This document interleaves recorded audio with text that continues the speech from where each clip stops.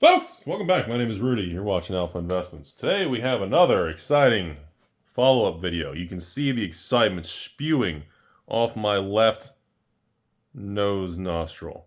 Today we return to Lord of the Rings special holiday boxes because, ladies and gentlemen, we have the very first collector Magic the Gathering box to hit $540 shipped on TCG Player.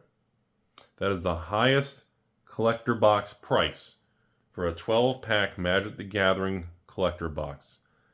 And since these products were invented and created in 2020, well, technically, the end of 2019 with Throne of Eldraine. We'll call it 2020. I always thought Throne of Eldraine or Ikoria would be the first one there. Ikoria is making a run for it right now, but I did not think Lord of the Rings Special would become the most expensive. I don't know if I could say sought after, desirable, but on a price standpoint, it is officially the most expensive Magic collector box. It wins that title, and you know what the other title it wins?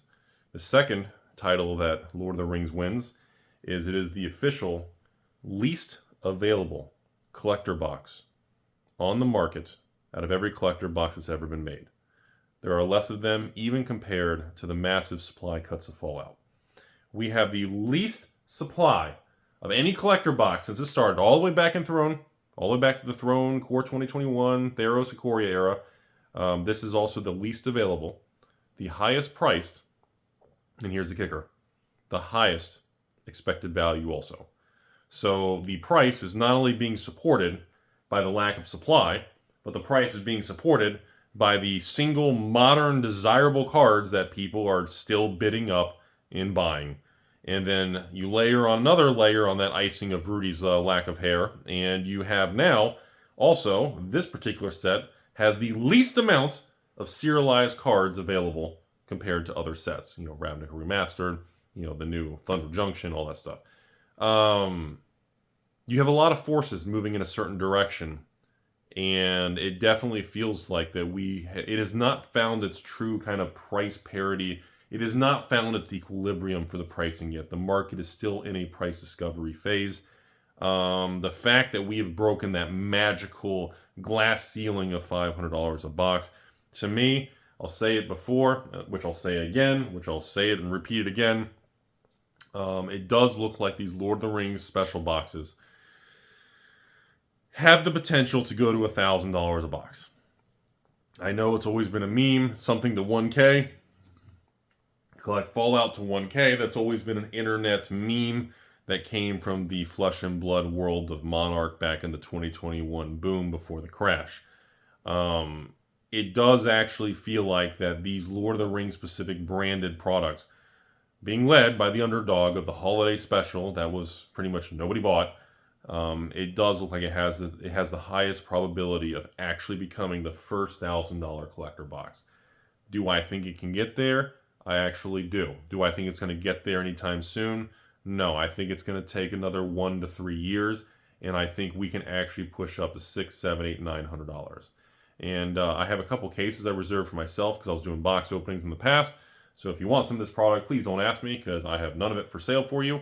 You're going to have to buy this on the open market or find an LGS locally that has some left over or is not aware. You can kind of trick them to getting it and don't tell them to check online. But that's really it. It's a combination of serialized cards getting more and more accepted and more being slabbed and graded on the open market. You have modern cards getting more and more expensive and continuing to be bid up in price. And I have another video, I don't know if it's out yet or before or after this one, but look, we're revisiting the actual Master sets. Double Masters 2022 and Double Masters. Double Masters 1 from 2020 is all-time highs.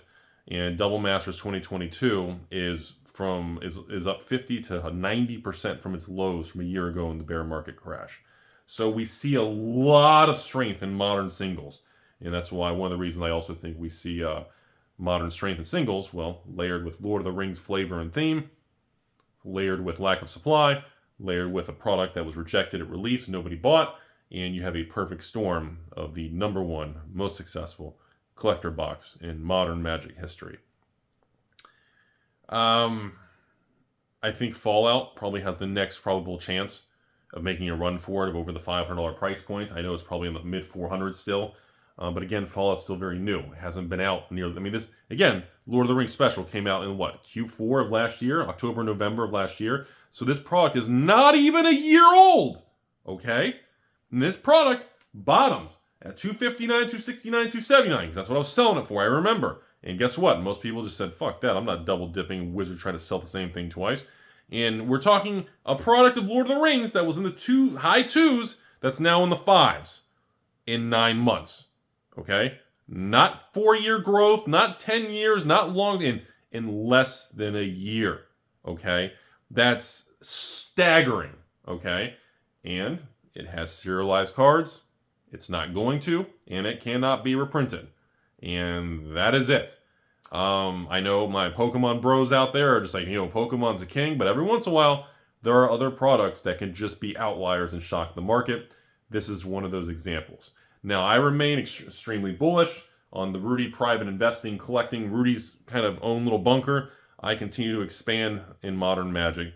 And like I told you on the other video, over 90% of all my capital deployment is going after a new sealed product, and probably about 10% of my capital is going after vintage stuff that I can get collection buying and things like that. But the new stuff is where the biggest opportunity is right now that nobody wants to really have an open discussion without emotions about. I think Fallout is going to probably be next because Fallout's only a couple months old. I think this time next year, Fallout's going to give a run for the money when it comes to the Lord of the Rings situation. I think Fallout can easily be the $500 to $700 range. And if there's never more product released, or if Wizards and Hasbro's going to keep just going direct to consumer on Amazon, the only thing that's going to slow down Fallout is if there's a lot more product that is found or released in the holidays, or they do some very bizarre behavior. But coming off of what happened with Hasbro, the ex-CEO Cynthia Philip Morris Williams, I don't see any of those kind of shenanigans happening anymore. The company of Hasbro, their corporate stock, Wizards of the Coast, the turnover, the management, too many things have blown up in their face post-Magic 30. I think we're going to see a lot more disciplined approach. I think we are feeling all the impacts now, everybody, of reduced print runs of collector boxes. And I think, simply put, I think the market and regular people are having a hard time accepting how hard this 90-degree turn is hitting the market. And now that singles and boxes are recovering, you have LGSs all over the country reordering and increasing their allocations and demand for new Magic. And, like I told you all, the bottom was October of 2023. And October 2023 was after about 20 months of a bear market downward crash spiral in Magic. And we are now about 8-9 months into the new market cycle of a bull market in Magic.